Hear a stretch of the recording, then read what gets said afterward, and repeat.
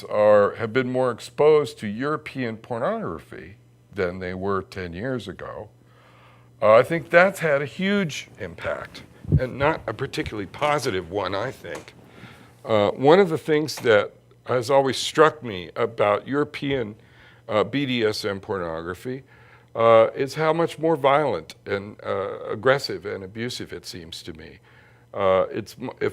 Just judging by what I see in porn, tops, sadists, dominants, masters in European porn seem to treat bottoms like they were fourth and fifth class citizens and disposable, like so much useless Kleenex. And that is not typical of what you see in American pornography at all. In the American sensibility about radical sexuality, we understand that tops and bottoms are members of a team, an erotic team, and that we can't go alone. We have to have a teammate before we can. Can't beat yourself. Yeah, and you can't suck your own dick. I hate that. Did I say that? I guess I did. We need each other. We are part of an erotic team. Exchange. And therefore, there is value on both sides of that exchange. And I don't sense that same point of view in a lot of European pornography. And Americans now, I think, are being more and more influenced by that. I talked to people at events just as recently as 2 weeks ago in Chicago about what they see in play spaces, in big sort of public dungeon spaces. And one of the things that I heard a lot was a lot of young people are doing SM that looks just plain mean. Doing a lot of hook suspension. Meanness. Yeah. And that there's a lot of angry stuff going on in dungeon spaces now. And that just makes me sad, because it never used to be that way. It was always about intimacy and connection and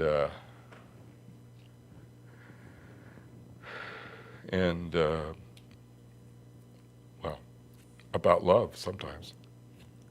Oh, sorry. Yeah. So yes, I miss the old days. They were very nice. Oh, there's a chat question, I guess. Yeah, several people in the chat have been referencing the movie Hostel as far as the European movement in the dungeon area. Also, several other people were asking about the clarity of the superhero influence of BDSM. The clarity? Yeah, they're not sure what the superhero influence is all about. Well, what I know that, and I raised the issue of superhero stuff in the context of iconography, meaning what do people find iconic? What do they find erotic? What are their erotic sort of ideals? And there is a superhero underground subculture now, and that wasn't true 10 years ago. So that's a new influence. But do you think what's happening because of the internet is the fact that, we are more public, that we are creating superheroes in this lifestyle? We are? People that, people that are like, we've got to go see him or we've got to go see her because of how they do their performances. We do a lot of performance. Oh, is that what you think the chat room reference to superhero is? I'm not sure. They weren't sure. They're not Well, sure. when I hear superhero, I think comic book, Marvel comic book superhero. I think Superman, Batman, Catwoman, those kinds of that's what the word superhero means to me. In fact, one of the references was Catwoman, and he wanted to know if so you can then we're fuck talking Catwoman about Marvel comic characters, really, that are heroic in scale. And so that changes the iconography. Instead of military and police that was typical for the old guard folks, now there's a name for a rest home, a BDSM Rest home, sorry. Well, maybe we could start one. It's like, no, the no, not yet. I'm not walking with a cane yet. Well, not one that we can see. Sorry. Bada bing. Yeah, bad girl. Anyway, what was the first part of that question, though? I wanted to get back to that. Hostile. Oh, the movie Hostel? Yes, there was a reference of the movie Hostel. I haven't as far as seen the European movie. porn. I have not seen the movie. Is it like Saw? Or Something more along the lines. It was a lot like Saw. Well, in which case, I'm people were sorry. being modified. Their bodies were being, basically they were being mutilated and killed. In a professional dungeon-like scenery. People paid to top. yeah, well, that kill sounds these other like people. intimacy to me. Yeah. Well, what's happened with the porn industry is that they didn't know here in the United States that they could combine the two together. And now all of a sudden they're starting to combine BDSM and porn together, but in a very, very brutal way. And they didn't think they could do this years ago. And now all of a sudden you have all of these websites that are producing these very violent sort of porn, that's engaging in a BDSM activity. Well, anybody who goes out and buys a ticket to watch stuff like that has no right to be surprised when they open their newspaper 3 weeks later and find a horrifying murder was committed in the middle of nowhere, Kansas. And that films like this were the inspiration for that. Nobody has a right to be shocked. If you're going to support that kind of art form, then you have to be prepared to deal with evidence that those art forms influence people's actual behavior. So the question comes, well, let me back up a minute and talk about entertainment in general. I have a lot of prejudices about using BDSM stuff as entertainment. I don't think it should be material for entertainment for a bunch of reasons, not the least of which is that when you think about entertainment, one of the things that's fairly true with what we want from our entertainment is we want more from our entertainment. If we've seen some, who's the famous illusionist? Copperfield disappear a tiger, then next time we're not going to be as interested to see him disappear a monkey. Mm-hmm. We want to see him disappear an elephant, right? And after we see him disappear one elephant, we want him to disappear 20, or a herd, or the Empire State Building, right? Because when we're talking about entertainment, we always want the bar to go up. We always want more. And if you're going to use BDSM for entertainment, then more is going to be required from entertainers, isn't it? The other thing we want from entertainers is we want them to be attractive. So that usually means we want our entertainers to be younger. So here we're wanting more from our entertainers, and we want them to be younger and therefore presumably less and less experienced. So we're going to start showing up with, guess what, injuries. And indeed, that's happened in Los Angeles. At least 3 times there have been people who have been seriously injured during BDSM performance activities here in Los Angeles. Just recently. Very recently. And there's been a lot of stirred up feelings about that. So there's some reason to suspect that BDSM pretty soon doesn't make such great entertainment because real people really get hurt. And it's only a matter of time until somebody's going to get killed. The breath play thing is what, don't even want to go there. Well, knife play. Yeah. There's a young woman who had her lung punctured in a scene not too long ago here. I know the story. Yeah, I was in the town meeting. We have a chat question? Yep. Arma Fair in the chat room would also like to know, are there any respectable movies that portray BDSM in a good light? Thoughts Bambi. are on... You're making trouble now. Let him ask his question. The thoughts that she had was The Secretary. Respectable. I'm stuck on the word respectable. I don't know what that means. Does that mean popular?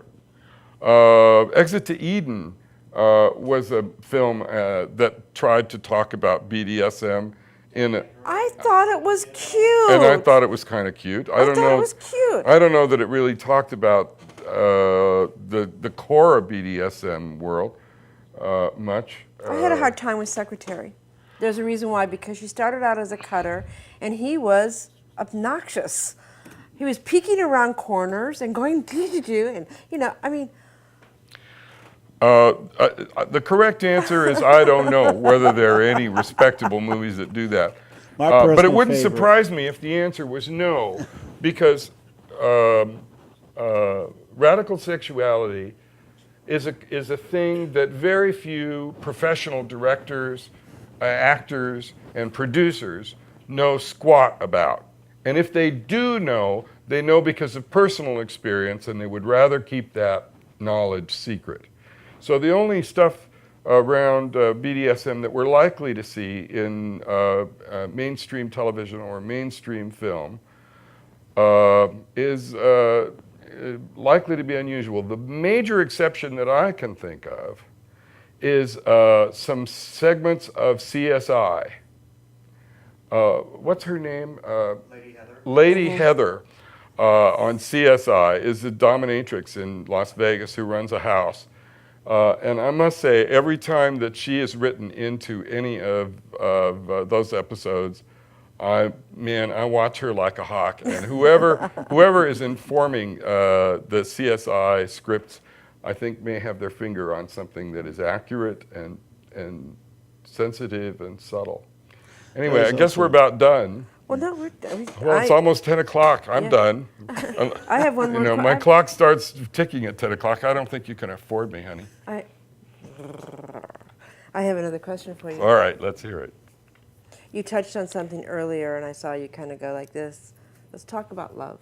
Yeah. Let's talk about love and BDSM and let's talk about this. I mean, Okay. it was something. It was beautiful to watch. Why is there lipstick on my cup? This is creeping me out. I didn't take a sip of it while you were looking. Or not looking. While I was looking. Larry Townsend wrote a book called The Leatherman's Handbook in 1972.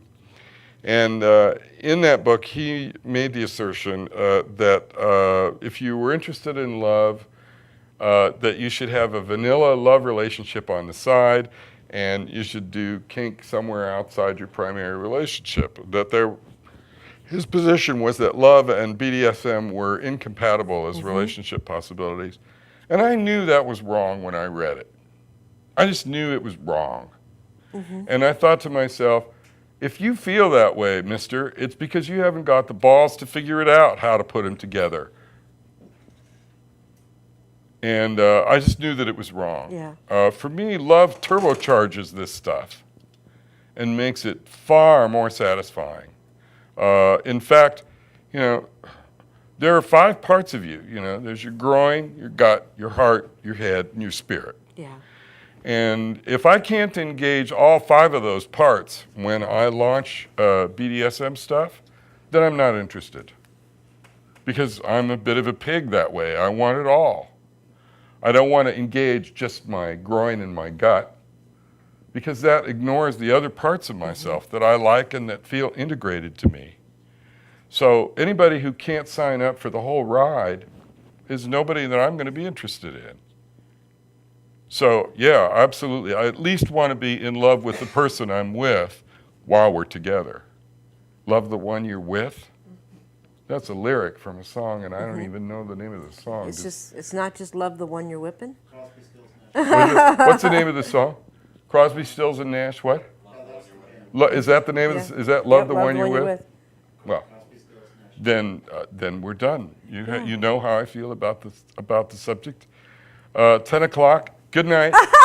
We're done. I have one more question. I'm gonna shut your show down for you here. One last question. All right, quick. What advice do you have for someone that's new coming into the lifestyle? You can make it quick, you can make it short, you can make it long. Because see, I know when the camera's ending. Oh, because all right. If you see the camera Yeah, going yeah. a little blinky on the ready, All right. the little blinky, if it blinks on the ready, then you know that we've only got 5 I've got the minutes. answer. Let me answer the damn question. Ignore your feelings at your peril. That's my advice. Pay attention to what you feel in the now, in the present, as it's unfolding, as it's happening. And if it doesn't feel right, back away. Move toward what feels good and away from what doesn't. That's my advice. Wow, thank you. You're welcome. I want to thank our wonderful guests. Thank you. Thank you. And I want to thank the people that are in the chat room. Thank and you, the people chat room that are people. in the live audience. Thank And you, my live room audience. Disciple, you wanted to say something? Yes, everyone in the chat room says that this has been a great show, and they can't wait to see you back here again. Oh, well, I'm more, yeah, thank you. Oh! Thank you. Hello, it's the Rev Mel Show. You're on the air. Thank you. Oh, I just wanted. This is me, Mary Ellen again. Okay. I just wanted to say, Guy, my therapist is a second generation intern to you, and he gave me the book Slavecraft, and it was a big part of my recovery. Good. Good. Thank you, Mary Ellen. Thanks for the call. Thanks for the feedback. Thank you, Mary Ellen. It's like, John Boy, good night. Thank you. You've been watching the Rev Mel Show on TSRnetwork.com. Thank you, my dear. Thank you. Ooh, the show is over. Rev Mel needs to go and masturbate. Ow. We'd like to thank some groovy people. So watch their names on the screen and go tell them that they're great. Yow! Ooh, boo-doo, bow wow. Rev Mel is a kooky, nutty gal. I love her.